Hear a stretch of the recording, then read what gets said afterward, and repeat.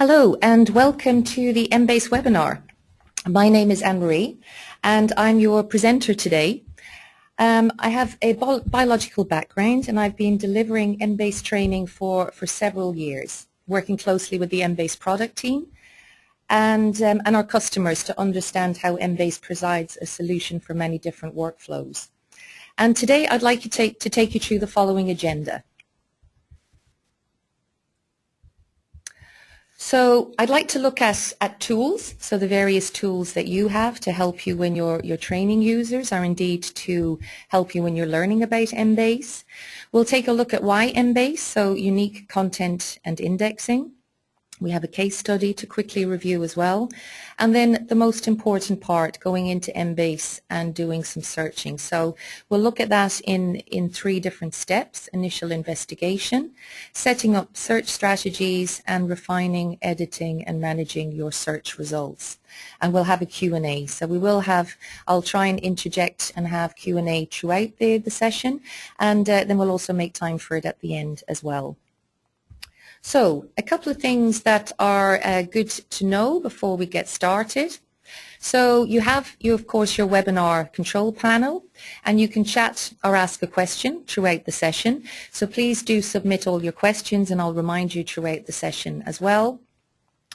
You can close your control panel so you have a full view of the slides that I'm showing you, and when we're in Embase as well, and then you can click to expand it again. So let's start with the tools that help you with Embase. So we have a customer support and training page, and I've provided the link here as well. This is a new page which we've created in the last couple of months. So if you are new to Embase, or indeed if you have been using it for a while, perhaps you've been going to a different place. So as I said, I have provided the link here. This is accessible via help in Embase.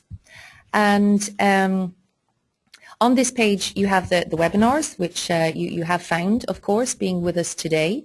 We have search guides and white papers, and I'll be referring to some of the specific white papers a little bit later on. And videos. We're actually in the process of creating new videos, and these are videos specifically to help new users in Embase. Newsletter registration, I've also provided the link. If you haven't had a chance to sign up for our newsletter, then it's now is perhaps an opportunity to do that.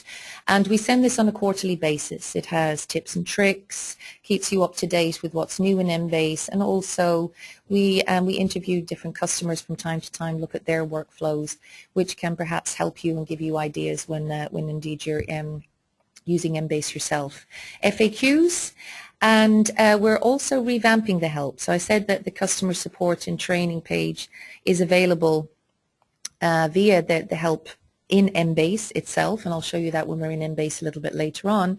But we're looking at moving to a new way of doing this. So more of a question and answer format for help. So as you're trying to get answers, we can provide information, and this will be backed up by a knowledge base which can be updated on a regular basis. So as you ask questions that we do not yet have an answer to, then these questions can be updated and the information updated in help as well. And this will link through to your regional support team. If indeed you cannot find the answer in help, then there'll be a very easy flow through to customer support, who will then pick up your question. All right. So let's move on then.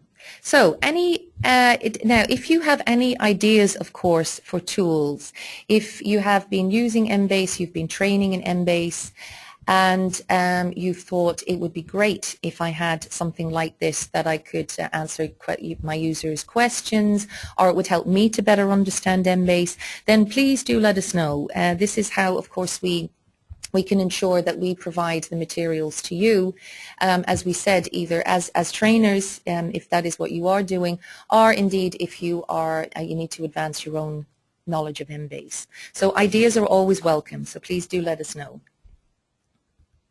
So why Embase? Unique content and indexing. So I just want to take you through a couple of slides that are hopefully useful for you when you would like to explain these aspects to your users later on. So we will be sharing the slides with you, and you can download those slides and use them in your own training sessions, of course.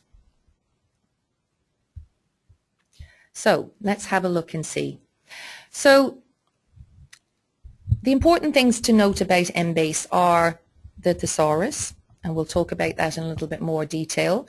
And I'll be asking you a little bit later on about your challenges when explaining different aspects of Embase as well. So the thesaurus sits over all of the content in Embase in one way or another. We have the Embase content itself, so over 8,000 journals. Important here, I've highlighted 5.5 million not in Medline. So this is, of course, the unique content in Embase that cannot be found in Medline. We do, of course, add the Medline content. We have a daily feed of Medline, which we add to Embase. So in effect, we cover all of Embase and all of Medline in Embase. Articles in Impress and in Process records are added to Embase to ensure the content is as up to date as possible. Conference abstracts we are also sourcing from society journals. They make these available throughout the year.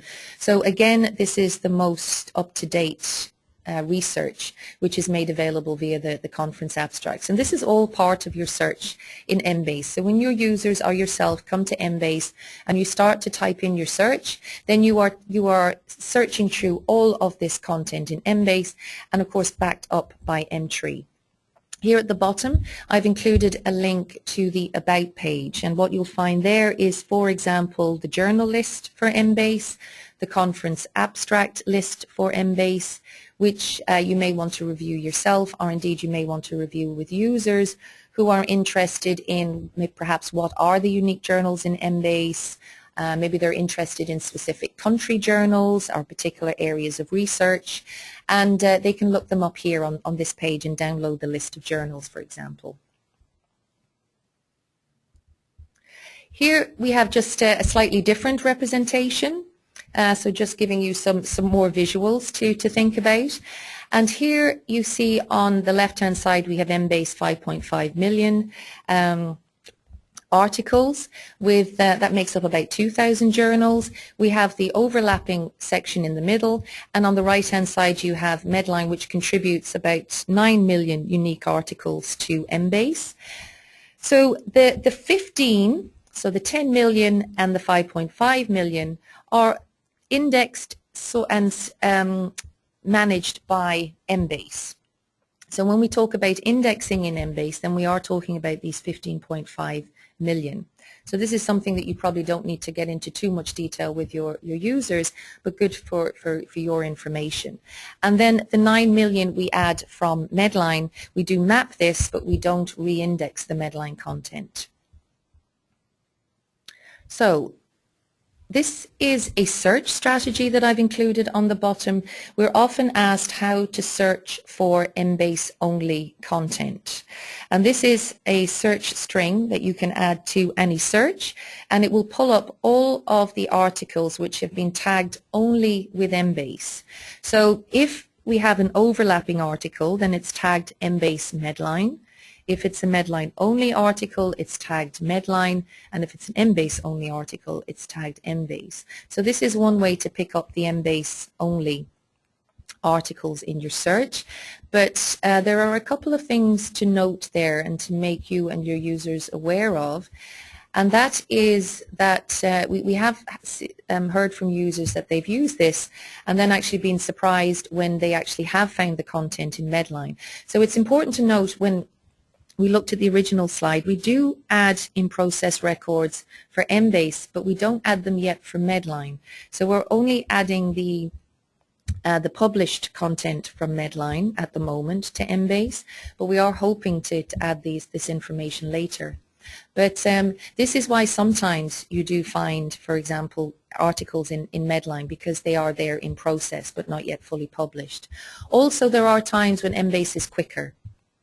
And therefore the Embase will appear, and it will then appear as an Embase only when in fact it's not. So we're always looking to improve these processes, of course, and to ensure that our articles are tagged appropriately. So moving on a little bit, we'll have a look at indexing. So indexing, what we're talking about here is translating, expanding, and also focusing. So the translation, for example, so what is special about Embase is, of course, the natural language terminology coming from Emtree, which is used for the indexing, and the very large number of synonyms. So, of course, as you may know, the Emtree is very comprehensive with regards to drug and disease information, and we've been expanding our medical device information over the last year as well. So this helps to translate your terms into natural language, which is then mapped to the Emtree terms and ensures that you get the best results for your searches. The expanding, so this is looking at the in-depth indexing in Embase for drugs and diseases, and as I said, also for the medical devices. And because the indexers are indexing across the full text, then when you're searching in Embase, that index search is actually looking across the full text and the information that the indexers found in the full text and added to the index record. So it expands your search. And we find for things like, for example, adverse drug reactions, that they are often found in the full text of the article. So having the indexers pull those into the index record, and you then setting up a search which looks for those terms, you are expanding your search even further. And focus. Now this is looking more at the actual search engine itself and the options that we offer. So the indexing will, the way that it's indexed in combination with the options that we offer on Embase will really help you to focus and find the answers that you're looking for. So let's move along a little bit. There's a couple of other things that I wanted to bring to your attention. So because we do add Medline to Embase, there are often a lot of questions on this. So we have created a white paper, which you'll see here, and this you can download, and it will help you to answer some of those questions, maybe for yourselves, but also for users who have questions on how exactly is Medline added to Embase. And here's a little section from the white paper and the various things that we cover in there. And important to note, when mesh terms are mapped to Emtree, subheadings, for example, are mapped to Embase subheadings. And since not all mesh subheadings have an exact Emtree equivalent, some then generate Emtree terms rather than subheadings. So this is one point to be aware of when thinking about Medline articles in Embase.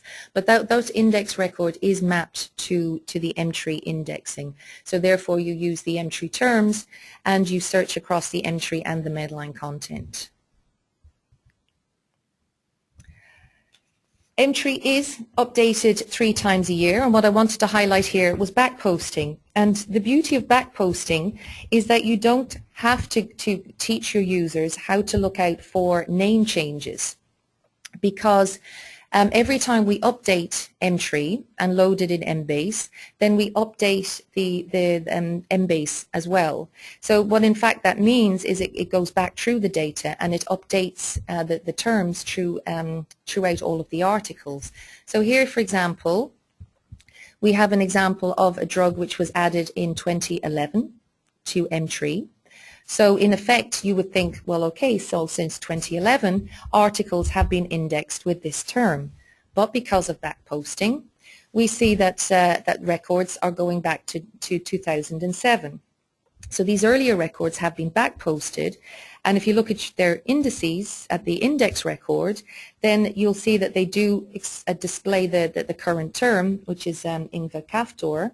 And as we said, so that the value of this is that you don't need to worry about name changes in Embase, and therefore have to teach this to your users as well.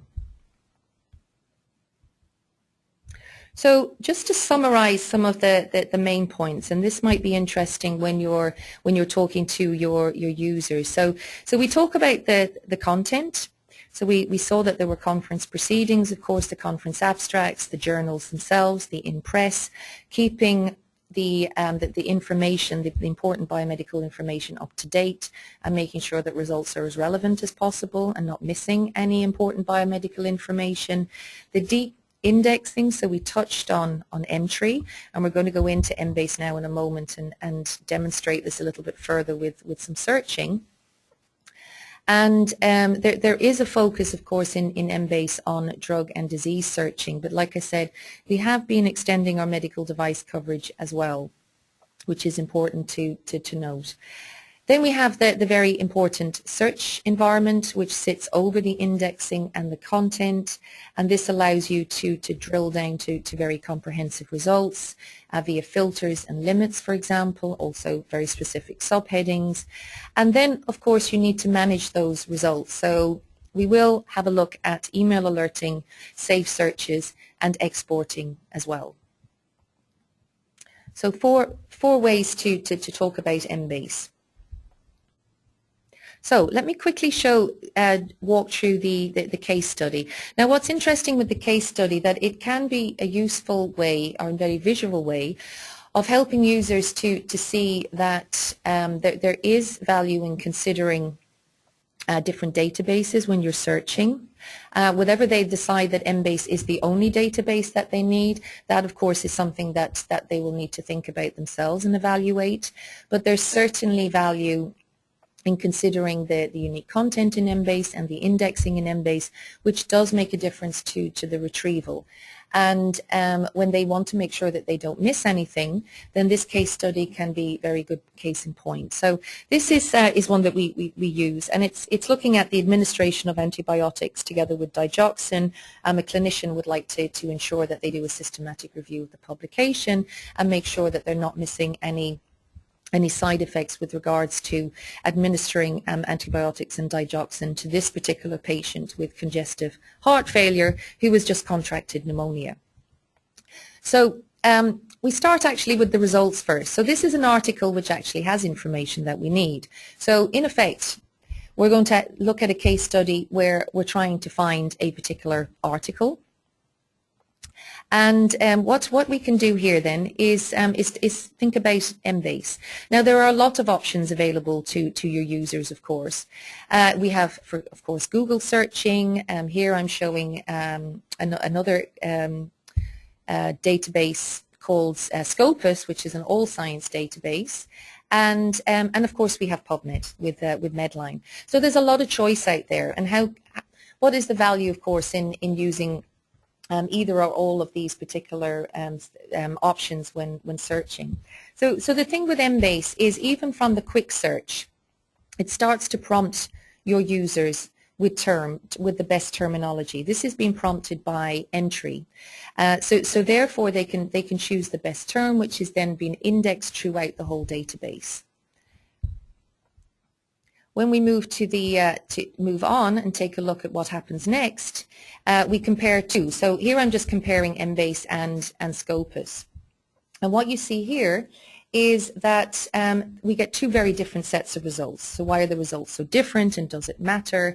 Now I'm not looking at the vast quantity of results in Embase just now, because of course we do have options to limit that. But of course you want to start with a very sturdy set of results first before you start to filter. So if we go a little bit further and we ask, does it matter about these sets of results?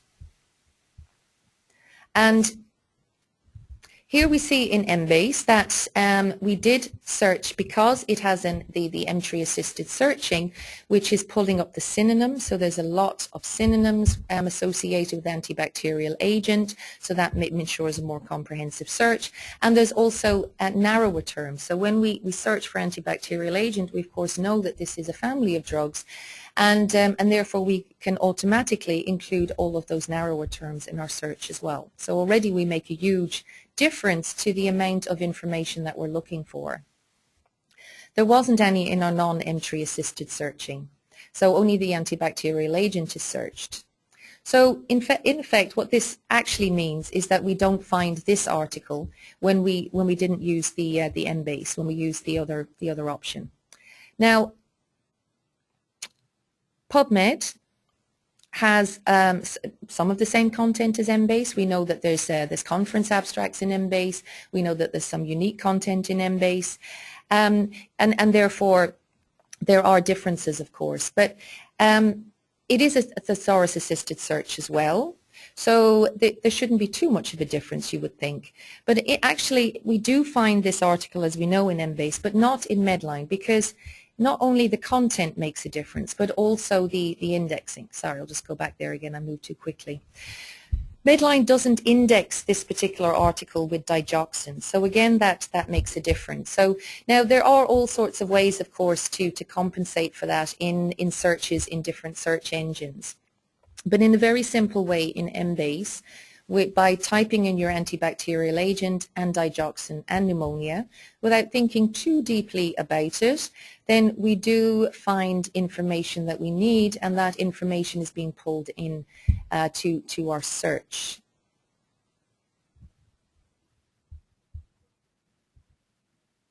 So I just wanted to pause here for a couple of minutes before we move into the searching, and just check with you if there's any questions. Now, these are some examples of questions that we have seen, commonly asked questions, frequently asked questions, from trainers or from training sessions. And if indeed any of these are your questions, then I'm delighted to answer any of them. So I'm just going to open up the questions and see what we have so far, because sometimes it's good to ask them on the spot rather than waiting till the very end. Now, one is what does index mean? So, okay, that is a good question. So when we say index, we mean that the articles in Embase have been read by indexers, and they have mapped all the important drug and disease related information to the terminology found in M3. So this is a controlled vocabulary. So therefore you provide consistency throughout all of the records and the index records. So I hope that answers your question. May we please receive your presentation? You certainly may. I'll send that on to you right afterwards. And Embase limit, not Medline, is not working on Embase. Okay. I will look into that. I think this is, now I know that there has been some queries around this, and we have provided some additional information. So I will provide that information after the webinar as well.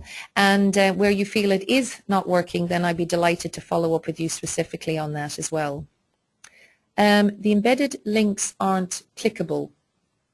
If you mean the embedded links in here in the webinar aren't clickable, they will be when I send you the slides. They're not at the moment because you're viewing it through a webinar, so you don't have the ability to click on the links just yet, but certainly they are clickable because I tested them today as well to make sure, and you will be able to click on them when I send you the presentation, so that should be fine.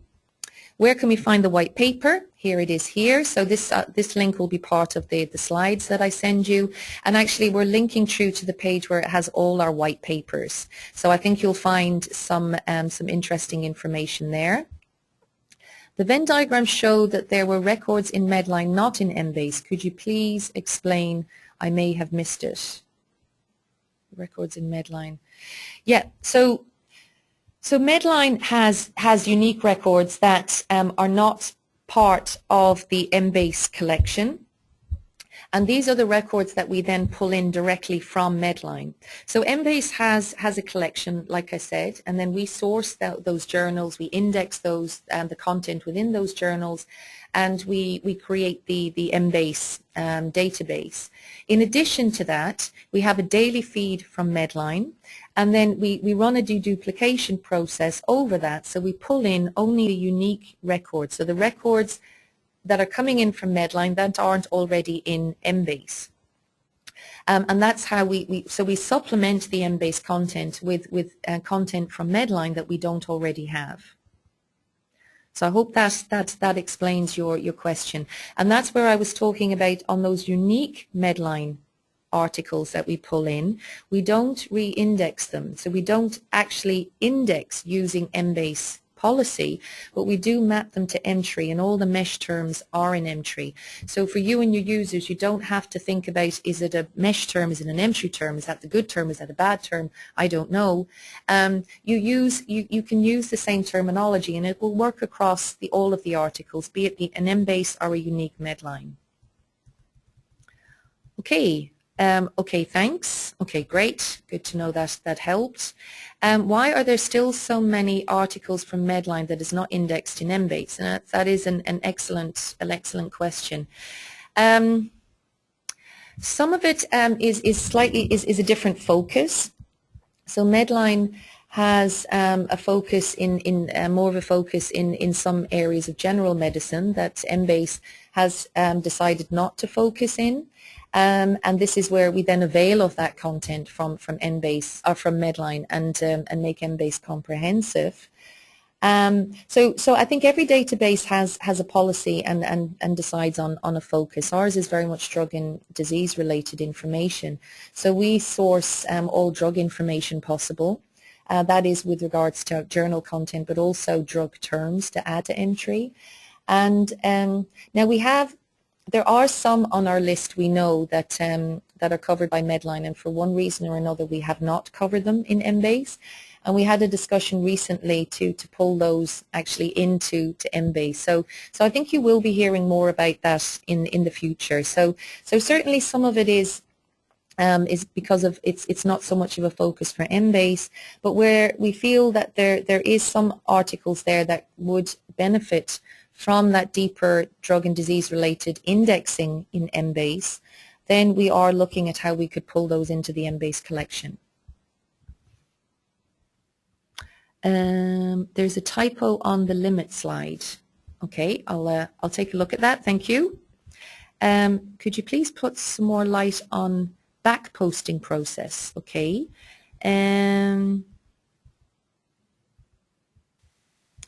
On the back posting process. So what we do is we run the new entry across all of the content in Embase.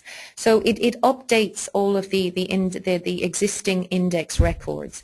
So where a drug was called something, had a name, and then that name changed. So it could be that, it starts off with a chemical name and it then changes to a generic name. When that name change happens in entry, we run that new name across all of the existing and past content in Embase, and we update the record so the new term is now available in the index record, not the old term anymore, because we want to make sure, of course, that you find all of the records possible. So I hope that helped. And then we have some general comments. Some users tell me that they find more relevant results in Google Scholar. I show them how to sort by relevance, and that helps, but might be good to enhance relevance. Okay, now that's a good point. And again, actually, we had an Embase meeting last week where we were really looking at what we call the algorithm behind relevance, and being able to improve that. And this was something that we felt we actually could do quite easily. It was thought by our development team. So we're hoping that this is something that we could do, and it's a very fair point. And we do hear this actually from users in Medline as well. So if you do see something very relevant at the top, compared to Embase, then of course it does give you the perception that there are more relevant results there, and you can find them more easily rather than having to scroll down through lots and lots of results. So I think that's a very fair point, and I hope to give you some more information on any improvements that we make there. I've noticed that there are often separate Embase and Medline records for electronic only journals. POLS, for example. Any plans to correct this? Okay, I'm going to have to think about that one actually for a moment and come back to you on that one. Okay, possibly after when we fill in the Q&A and send it to you, if that's okay. Now, a fantastic number of questions, but I actually am conscious of time, so I want to jump into Embase and actually do some searching with you as well, because I'm sure some of you have come to take a look at Embase as well. So let me do that. Here is Embase, and one thing I actually forgot to do today is to get rid of all of my results. Let me do that now, because it's very messy to see everything like that. Okay, so here's Embase. If we go to search, the first search form that we see is indeed the quick search form. And as we saw in some of the screenshots that we looked at afterwards, then this can be a great place to start. So when thinking about that initial investigation, how are you going to start off? Is there any information that's useful to think about in Embase? Actually, the quick search can be a good place. Now, I know from talking to trainers in the past, they tend to veer away from the quick search and bring their users into advanced search. And I can certainly see why that would be the case, because you want to get them into good practices and using all of the power of Embase. But maybe as an option for, like we said, for that initial investigation, when you're starting off, then maybe the quick search is an option. And I'm just looking here for Unuvia, which is a trade name, and I see here again, like we said, it's searching entry as I'm typing. So we see sitagliptin here. So I can now do a search. It's found what I was looking for, verified it, so to speak. And I can go into my session results here. I get a number of results. I could copy that to advanced search if I wanted to from here. I could look at some of my filters on the left-hand side. So I could do maybe some disease filters here. I could filter to diabetes mellitus, so no surprise to find this. Non-insulin diabetes mellitus is actually the main therapeutic area for Unuvia. And here we're probably looking at some side effects like hypoglycemia and nausea, for example. Something else that's interesting is the publication types. Let me scroll down there a little bit for you. And then you see things like the conference abstracts. So maybe you're interested, or your users are interested in finding, the most relevant, the most up-to-date information. So what is not yet published but available in a conference abstract on Unuvia, so the research that they're doing, they can ensure that that it's still unique, for example. This could be a starting off in maybe some kind of competitive analysis, for example. So so they could take a look there. Or one thing that we suggest when looking for the best terms for your search, what you could also do is investigate using the index terms itself. So start looking through some of the articles, and then you can see how the different articles were indexed.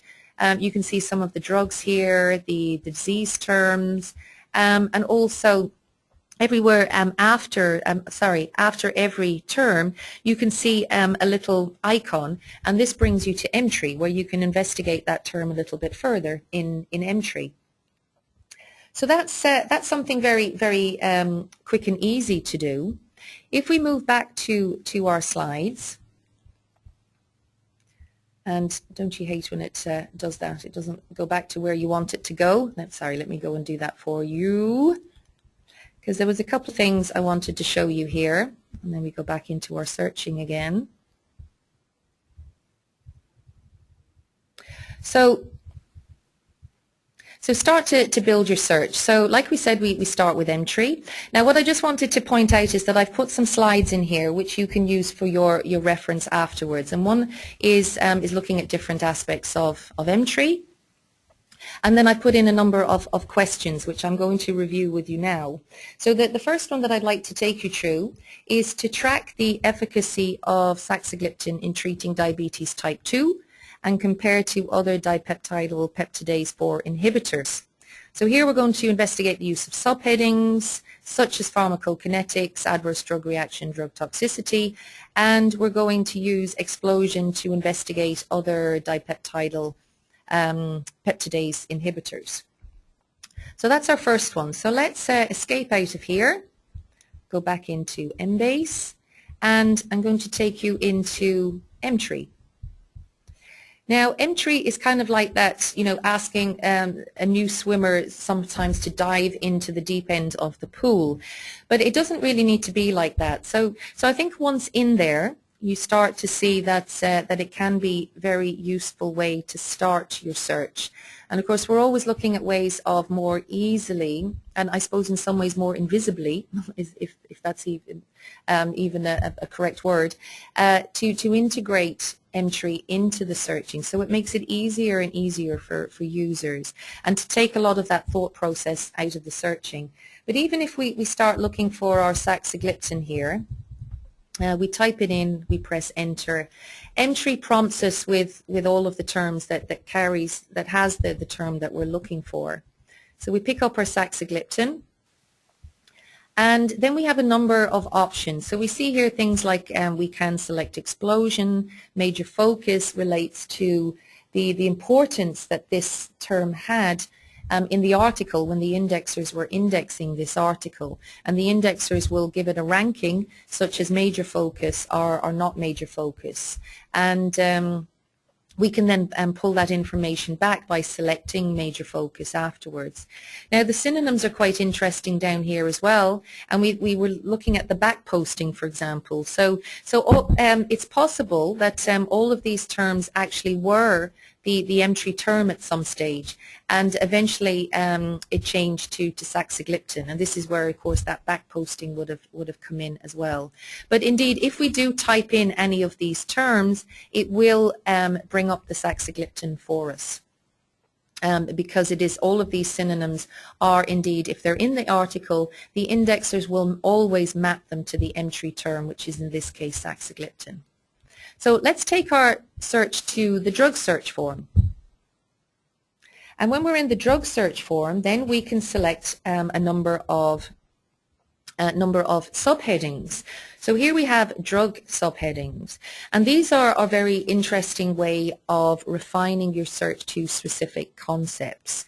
Now in the help section here, you can find all the definitions for the subheadings, and like I said, we will be revamping help very soon because we do have feedback from users that it's not always easy to find exactly what you're looking for. So we want to have a smarter way of doing that, which is much more in line with how users need to access information. So here we're going to look for pharmacokinetics, okay, thinking about efficacy, and we do our search. And we have our first search, and then what we're going to do is we're going to combine that. So going back to entry again, because what I also use entry for is checking different things like spellings, and did I do that right. So here we have type 2 diabetes, which finds us indeed type 2 diabetes is mapped to non-insulin dependent diabetes mellitus. So I can select it, and it becomes very easy to move around. And this time I'm going to take it to the disease search, because entry recognizes that this is a disease term, and the best place to search then is in the disease search. So here I'm going to look for drug therapy. Whoops, I went a little bit too far. So I select my drug therapy and I click on search. And now I have two sets of results which I can select, number 3. Number 2, I have a combination option here, so I combine using and I get a set of results. So 2 and 3 give me 98 results. Now there's a number of things that you can do with those searches. So for example, you could edit here, and you could take off that subheading and see what difference it makes. Now without the subheading, you get 126,000 results. Okay. Now you'll notice that there's a little asterisk here. Now that asterisk tells me that I have made a change to one of the searches in this set of results. Okay, which indeed I have, because I've changed number 3. So what I can do here is I can click on it, and it will update. Okay, and the asterisk disappears. So you can see by removing the actual subheading here, then of course it did make a difference to the number 2 and 3. So you can play around with that. Subheading, not subheading. Does it really make a big difference to my search? Will it make a huge difference to my search? Does it make it more relevant? Do I perhaps, have I less confidence that I found everything, so I'd rather not use the subheading? These are all things to, of course, to think about and help guide your users with. So that's a very simple drug disease combination search. And of course that would be very different if we indeed looked for the family of drugs, which in this case we could look for the TIDYL. Let's put in the peptidase as well to make this a bit faster. And then we have the 4 inhibitor, and let's just double check because that should have our saxagliptin in there, which indeed it does, as well as sitagliptin. So what we could actually do is have an explosion search this time, because there are many terms underneath this particular grouping. And if I take this query to drug search, I could perhaps do a drug comparison across this family of drugs or group of drugs and do a search. Now, again, there's a number of things you could do here. So, for example, you could, again, you could edit here, or you could copy to drug search, and you could do a major focus, for example, and see what difference that makes. And indeed it does. So we get 497 compared to 975. So you'll see that actually there is compared to editing, where of course you change the results and the search within your session results, or if you copy back to a search form, it creates a new search. So that is something to think about with regards to editing in line, as we call it, or copying to a search form and actually creating a whole new search as well. So these are very simple ways to work on your searches. Now, another search that we could do is to find disease management studies for type 2 diabetes. So what I could do here is, so I've got my type 2 diabetes here, and what I could do is I could take this back to the disease search, and I could choose disease management, for example, and do a search. And you'll see that we get our list of results here. Now, a couple of things that I wanted to show you here with the editing is, if we were to edit here, is the difference between, now the thing with editing, of course, is you do have to have an understanding of the search language here, which is why it can be more useful to copy back to your search form as well and select various options. Now you could, for example, do something like human here and do your /DE, and when I do my /DE, this means that it's an exact search and phrase search. So human /DE will pick up the records where human is in the index field. So this is looking for human in the index record in Embase, compared to double colon DE, which would then look for aspects of human. So if I test this one, for example, and we'll see that it does decrease our results, of course, ever so slightly. But then if you were to compare that with where you do something like this,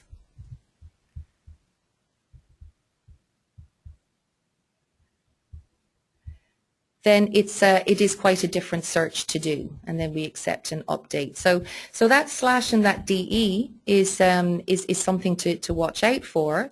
And if I just change that, take that off, and show you how you could do that differently, let's take that off and accept and update.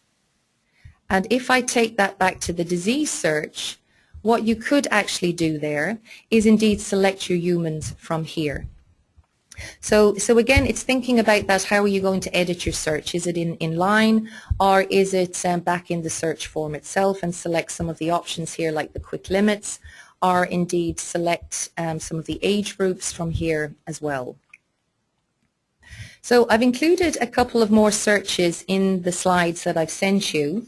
And what I've also done is summarize some of these some of these things that we've looked at as well. And what I'm going to do is jump back to the slides now again, and just show you a couple of things. So here we have, and what I'll do in the notes is actually include the breakdown of this search as well. So this is actually a medical device search. And when you take a look at it in the notes, and if you have any questions, then by all means let me know. I've included some tips for building and combining searches, so the single quotes, the editing, the truncation and operators as well. And what we have here, of course, is prompting you to the help files as well, where you find some more guidance on these things too, such as the Boolean operators. Now, the refining as well, so we looked at the quick and advanced limits, the major focus. Now, the field limits is something interesting to think about as well, of course, for limiting to a title and abstract, for example, and the subheadings, of course, and filters we also went into. And again, I'll update, actually this link is not up to date. I will update that before I send it to you, so you have the most up-to-date link for the training videos. One thing that I did want to highlight very quickly before we go is the registering in Embase, so you can use the email alerts and the saved searches. And a couple of aspects of the saved searches, so you can save in personal folders or share your saved search, and you can edit the sub-searches within your main search and rerun, or indeed reuse a saved search in future searches. We updated the email alert center recently as well, and you'll find a lot of new options, such as being able to rerun your email alert and send now as well. Now, what I very quickly want to do in the last minute is take a look at a few more questions. Just I've maybe got time for one more. So is there a way to know the past names for a product that has changed of name several times? We don't actually timestamp them. So what you do see, of course, is when the term itself was first added to entry. Now, this again is something that has come up in the past, but I'm thinking because of the backposting, it may not make a huge difference to your search, but maybe I'm missing something there. So by all means, if you want to provide a bit more information on that, we can look into it for you. And is major focus subjective, or are there criteria? There are indeed criteria. So our indexers, when they're indexing, they do have very set criteria for all of the decisions that they make when indexing, for the subheadings and for major focus as well. And that's laid out in the indexing guide. So I'm afraid we have come to the end of our session, and it's just left for me to go to the final slide, and to remind you that we do, of course, have a whole host of webinars. The next one will be on July 17th, and here I've given you the most up-to-date, our up-to-date webinar schedule is found here. So we do hope to see you at sessions coming up in the future. I will take all of your questions. There were so many today. Thank you for that. So I'll go through all of them very carefully, and I'll be filling them all in and sending them back to you. And you will receive the slides, a link to the slides and to the recording as well. So if there's any problem with any of that, please do let me know. And we will have a survey coming up right at the end as well. So please do, if you have a couple of minutes, fill in the survey, because your feedback is very important. It helps us to make sure that we keep improving on the webinars and indeed on the information that we're giving you as well. So nothing more for me to say just now, and I realize we've gone a couple of minutes over, so I appreciate anyone who was able to stay, and thank you as always for your time, and I look forward to speaking to you again. Thank you.